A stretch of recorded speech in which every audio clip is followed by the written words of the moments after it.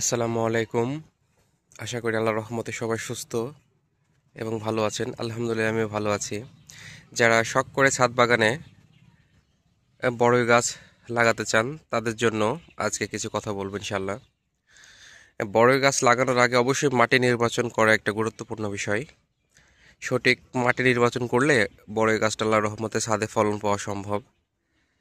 আমিও আল্লাহর রহমতে ফার্স্ট টাইম বড়ইয়ের ফলন পেয়েছে আলহামদুলিল্লাহ। গাছটার বয়স 8 থেকে 9 মাস, এর ভিতরে আল্লাহর রহমতে আমার কাছে ফল দিয়েছে।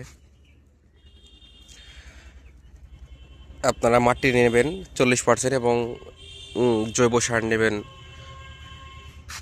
60%, তাহলে আল্লাহর রহমতে মাটি মিশানো হয়ে যাবে। এর ভিতরে গাছ রোপণ করার পরে আপনারা 3 থেকে 4 মাস শুধু যত্ন করবেন এবং গাছটা যখন শিকড়টা মাটির সাথে এঁটে যাবে তখন আপনারা ইউরিয়া সার আর যে ট্যাপ পাওয়া যায় সামান্য পরিমাণে গাছের গোড়াতে ছিটাই দিবেন।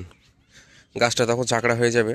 আর গাছের ডালপালা অতিরিক্ত হয়ে গেলে আপনি তখন গাছের ডালপালা ছেটে দেবেন, কারণ সেপ্টেম্বর নভেম্বর মাসে আপনার ফল আসে। এই 2 মাস আগে যদি গাছের ডালটা ছেটে দিতে পারেন তাহলে আলহামদুলিল্লাহ ফলন ভালো পাওয়া সম্ভব।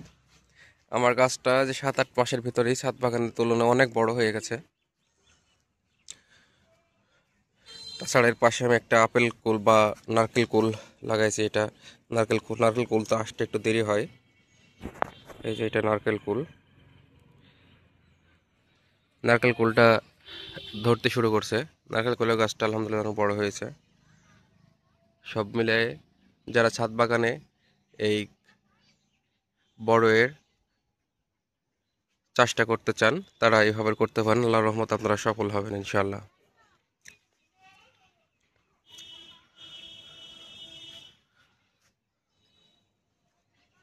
আপনারা সবাই ভালো থাকবেন এবং সুস্থ থাকবেন। এভাবে লাগালে অবশ্যই আল্লাহর রহমতে আপনারা ফল পাবেন।